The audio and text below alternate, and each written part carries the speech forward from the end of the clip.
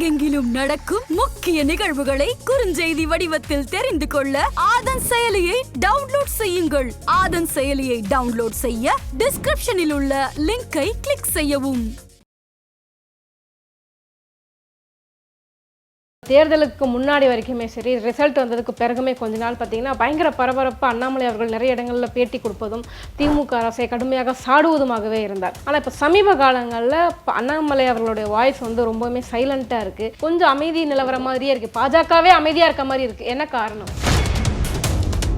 தமிழிசை சவுந்தரராஜன் அவர்களை பொறுத்தவரையிலும் அரசியலுக்கு ஒரு ஆர்வமானவர். ஸோ அந்த அரசியல் பயணம் செய்ய வேண்டிய நிலைப்பாட்டில் வரும்போது தமிழ்நாட்டில் சில கட்சிக்குள்ள சிலந்தி வலைன்னு வச்சுருங்களேன், சிலந்தி வலைன்னு சொல்லிட்டேன். இந்த சிலந்தி வலைக்குள்ளவான ஒரு நிலைப்பாடு உருவாக்கும் போது தமிழ்நாட்டை பொறுத்தவரையிலும் நீங்கள் 100 ரூபாய்க்கும் கோட்டர் பிரியாணிக்கும் அடிமையாகி இந்த மக்கள் திமுகவுக்கு போய் ஓட்டு போடுறீங்க, இல்லை அண்ணா திமுக ஓட்டு போடுறீங்க. பாஜக வந்து ஜெயிக்கணும் அப்படின்னு வச்சுக்கோங்களேன், உண்மையாலுமே இந்துத்துவாவை ஒதுக்கிட்டு மக்கள் நலன் சார்ந்த பிரச்சனை மக்கள் மத்தியில ஓரளவு வரவேற்பு இருக்கும் சார். இந்தியாவிலே பாஜக காலு ஒன்றி வெட்டு போறதற்கு சரியான களம், சரியான தளம் தமிழகம்தான். திராவிட கட்சிகளை பகச்சிக்கிட்டு நீங்க ஜெயிக்கணும்னு நினைச்சு அப்படி ஜெயிக்க முடியும்?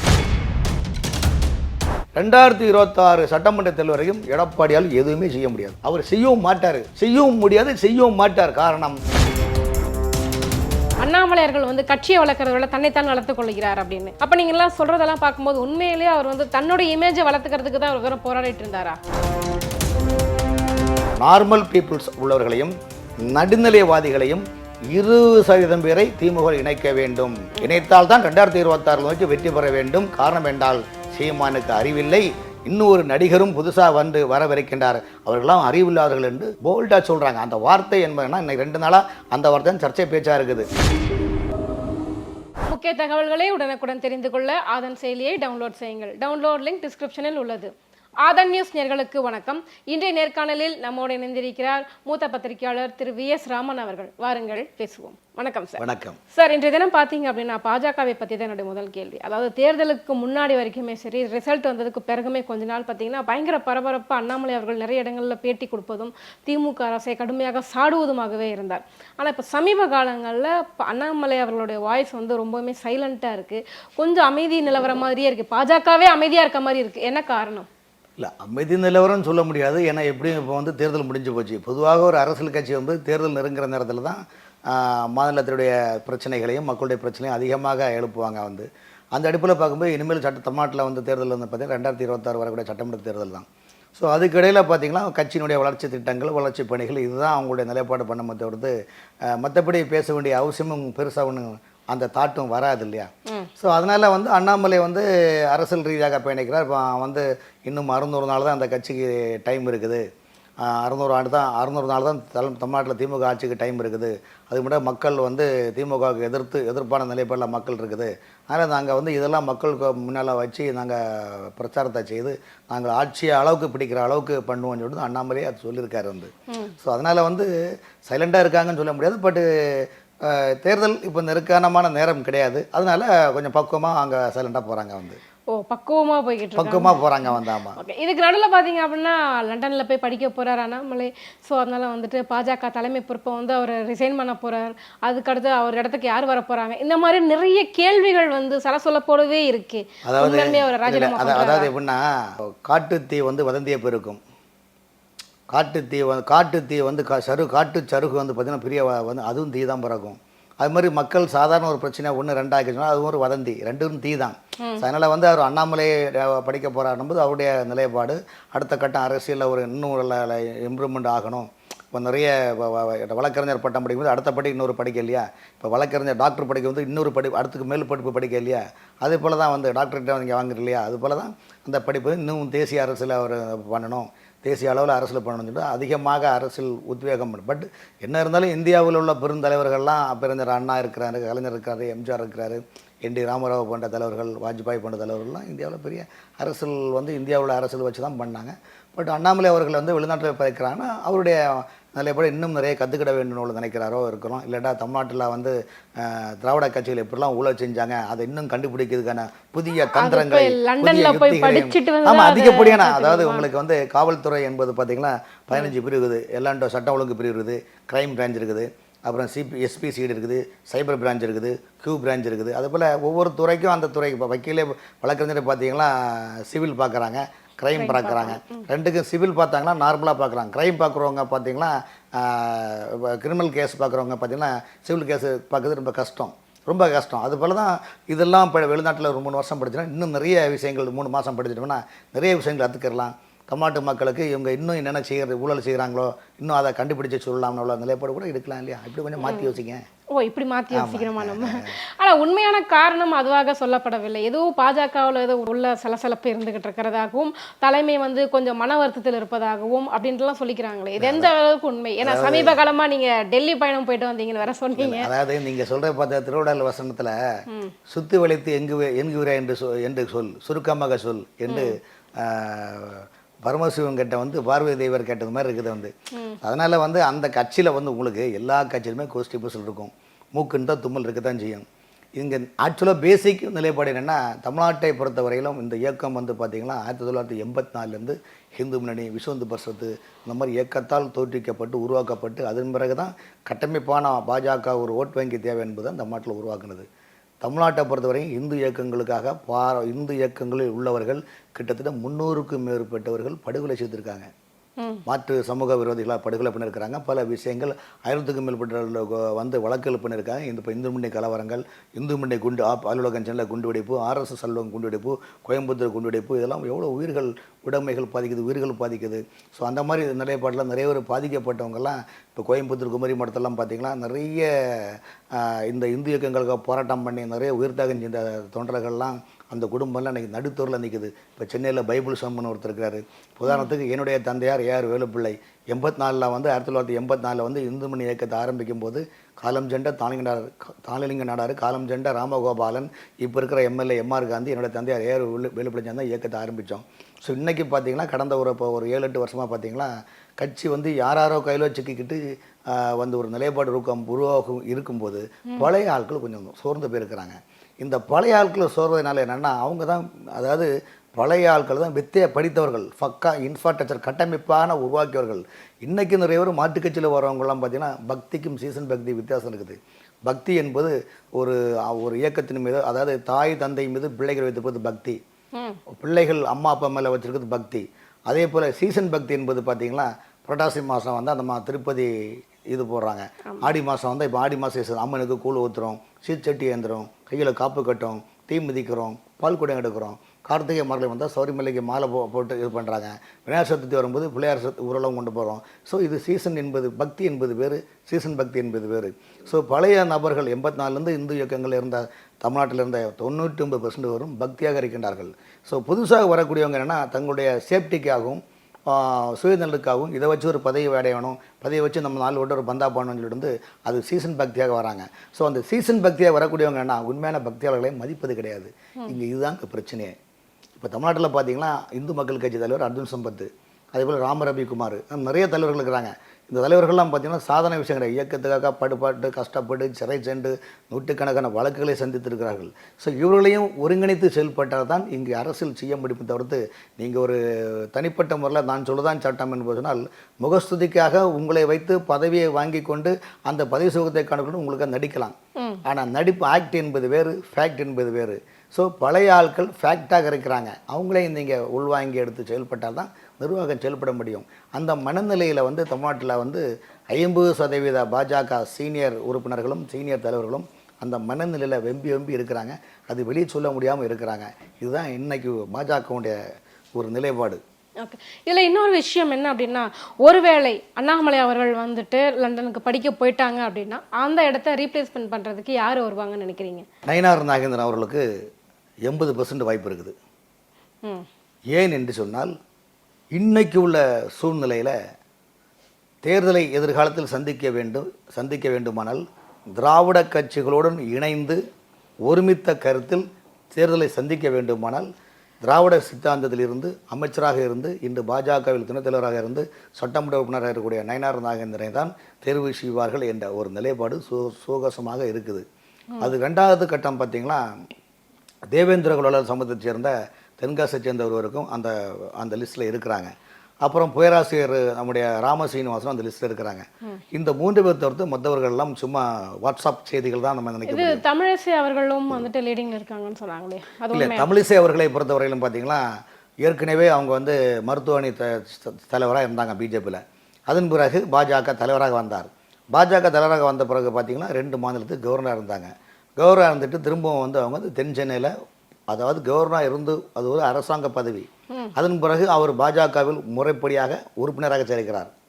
புதியதாக உறுப்பினராக சேர்ந்து அதன் மூலமாக தான் அவங்க தேர்தலை சந்திக்கிறாங்க. ஸோ அப்படி இருக்கும்போது கட்சியினுடைய அந்த அஜெண்டா பிரகாரம் பார்த்தீங்கன்னா அவர்கள் இந்த கட்சிக்கு புதுசாக தான் உறுப்பினர் சேர்ந்திருக்காங்க. இப்போ புதிய உறுப்பினர் மாதிரி. ஆமாம், அவருக்கு அதாவது கவர்னர் பதவி வந்து அரசாங்க பதவி, இதுக்கு மேலே ஒரு பதவி கிடையாது. அந்த கவர்னர் பதவி உதாரணத்துக்கு பார்த்தீங்கன்னா அன்றைக்கி கேரளாவில் குன்னம் ராஜேந்திரன், அதே போல் கோயம்புத்தூரை சேர்ந்த மேகாலயா முன்னாள் கவர்னர் சண்முகநாதன், இவர்கள்லாம் இந்தியாவில் 70-80க்கு மேற்பட்ட RSSல் பயணித்தவர்கள் கவர்னராக இருந்து பதவி வந்து பீரியட் முடிஞ்சோன்னா அவங்கவுங்க வேலையை பார்க்குறாங்க. யாரும் அவங்கவுங்க வேலையை பார்க்குறாங்க, சர்வீஸ் பண்ணிட்டு இருக்கிறாங்க, கூப்பிட்டா போவாங்க. பட் தமிழிசை சவுந்தரராஜன் அவர்களை பொறுத்தவரையிலும் அரசியலுக்கு ஒரு ஆர்வமானவர். ஸோ அந்த ஆர்வத்தை நம்ம வந்து சோர்ந்து போயிடக்கூடாது, அதுக்காக வீட்டில் உட்காந்துடக்கூடாது என்பதற்காக அவங்கள்ட்ட வந்து அரசியல் பயணம் செய்யணும்னு நினைக்கிறாங்க.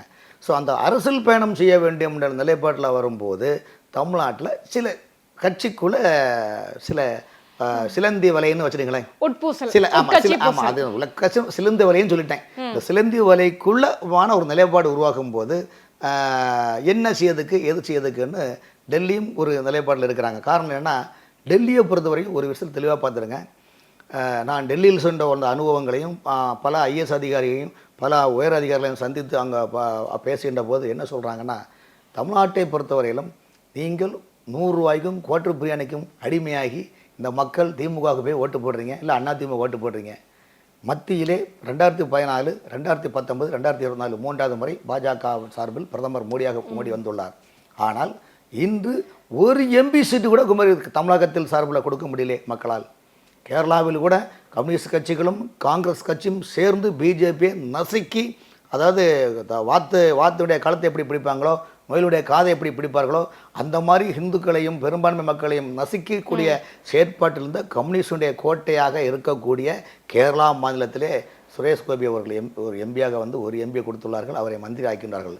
ஆனால் இந்தியாவிலே, அதிலும் தென்னகத்தில் ஆன்மீகம் நிறைந்த ஒரு தமிழகத்தில் திராவிட கட்சிகள் தானே இங்கே ஓட்டு போடுறீங்க. அப்படிக்கின்ற போது ஒரு MP உங்களுக்கு தரக்கூடாதா என்பது மக்கள் மீது, தமிழக மக்கள் மீது பாஜக தலைவர் மட்டுமல்ல டெல்லியில் உள்ள பெரிய தலைவர்கள்லாம் ரொம்ப வருத்தத்தில் இருக்கிறாங்க. அதனால தான் பட்ஜெட்டில் தமிழகத்தை புறக்கணிச்சாங்க. பார்த்தீங்களா, இதுதான் இதனால் நீங்கள் இந்த கேள்விங்க அப்படிலாம் நினைக்காதீங்க, அப்படி கிடையாது. அதாவது அவங்களோட மன வருத்தம் என்னென்னா 2014 தொடர்ந்து ஆட்சி வந்திருக்கு சார். தமிழகத்தினுடைய நிலை வேற சார், அதே மாதிரி கேரளாவுடைய நிலை வேற, அதே மாதிரி வட இந்தியாவுடைய நிலை வேற. இங்கே வந்து நீங்கள் இந்து ஒரு மதத்தை வந்து ரொம்ப முன்னிறுத்தி பண்ணீங்க அப்படின்னா மக்கள் வந்து ஏற்றுக்க மாட்டாங்க. இல்லை, மக்கள் ஏற்றுக்கொள் ஒரு விஷயங்களுங்க. கஜினி முகமது கோயிலில் வந்து படையெடுத்து வந்தாருங்க, ஜெகநாதர் கோயிலில் அந்த படையெடுத்து வந்தார். அவர் அந்த கஜினி முகமது வந்து 17 முறை தோல்வி தான் கண்டார், 18 முறை எப்படி வெற்றி கண்டார். அதே போல் தமிழகத்தில் அந்த ஹிந்துத்துவா சிந்தனை ஊட்டக்கூடிய வந்து சிந்தனையுள்ள ஒருங்கிணைந்த தலைவர்களை அரவணைத்து மக்கள் மத்தியில் அந்த ஹிந்துத்துவ சிந்தனையை ஊட்டினால் கண்டிப்பாக பாஜக ஜெயிக்கும். உதாரணத்துக்கு 1984 மதத்தை வந்து திணிக்கணும் தமிழ்நாட்டில், மதத்தை வந்து மக்கள் கிட்ட திணிச்சு அதுக்கப்புறமா வந்து தேர்தலில் ஜெயிக்கணும். சரிங்க, அப்போ திமுக மட்டும் என்ன புத்தம் சரணம் தட்சாயினி என்ன இருக்கிறாங்க? ஏங்க, சிறுபான்மை மக்களுக்கு ஓட்டுக்காக தானேங்க திமுக அல்லோல் பட்டு நிற்கிது. இன்னைக்கு திமுகவுடைய நிலைமை என்ன?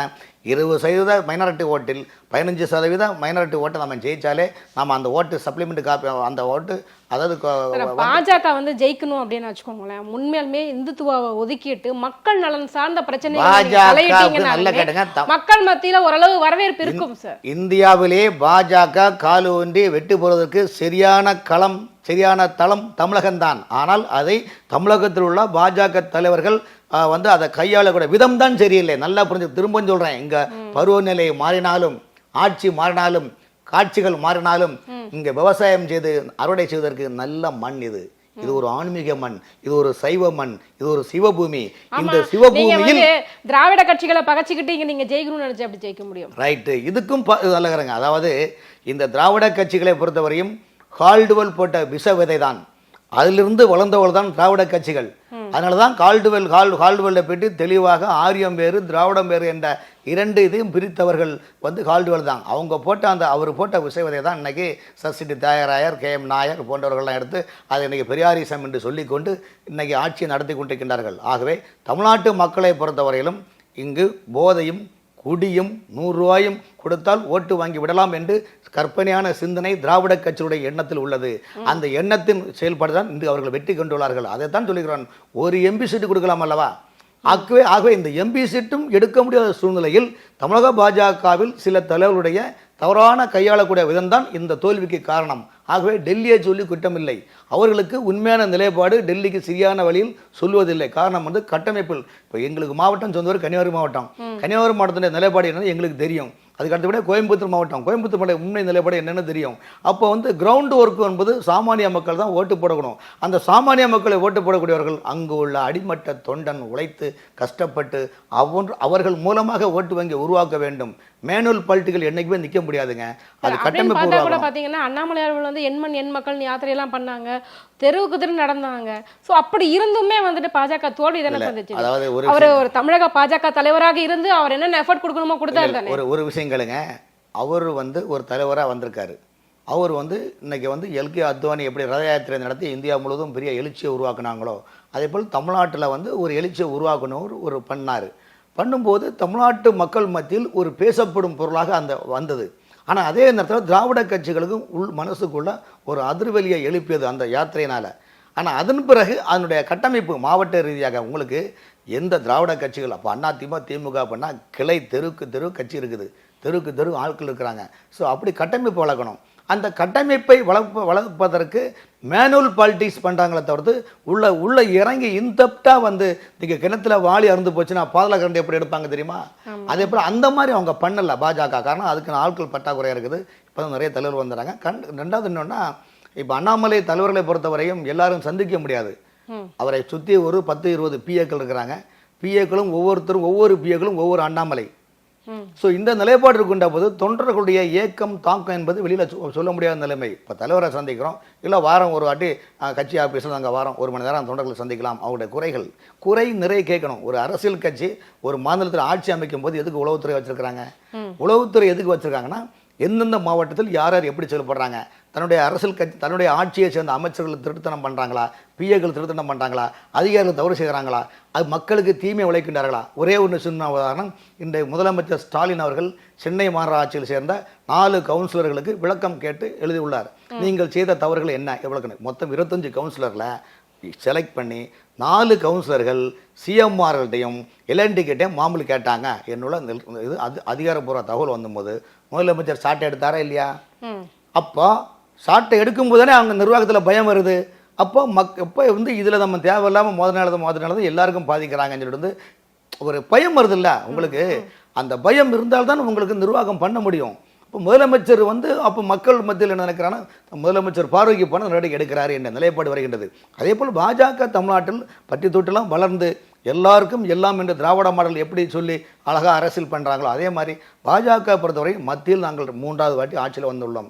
தமிழகத்தில் எங்களுக்கு ஒரு வாய்ப்பு தாருங்கள்னு கிராமத்துறாக வீடு வீடாக சென்று மக்களுடைய BJP அரசுடைய சாதனைகளையும் திராவிட கட்சிகள் செய்த மக்கள் விரோத செயல்களையும் பட்டியல் போட்டு வீடு வீடாக சென்று பிரச்சாரம் செய்தால் கண்டிப்பாக 100 பேரில் 20 பேர் மனம் மாறுவார்கள். இதுதான் அரசியல். இப்போ கம்யூனிஸ்ட் கட்சிக்கார அந்த காலத்தில் எப்படி கம்யூனிஸ்ட் கட்சி வந்து அண்ணாமலை தவறி விட்டார்னு கிடையாது. அதை கட்டமைப்பு உருவாக்கி வடிவம் கொடுப்பதற்கான ஆட்கள் அங்கு இல்லை. அங்கே எல்லாருமே பார்த்தீங்கன்னா பெருசு. இப்போ வந்து என்னென்னா பாதி பேரும் பார்த்தீங்களா தந்தானை துதிப்போமே இந்த ஒரு பாடல் வரியை தான் மேற்கோள் காட்டுறாங்க.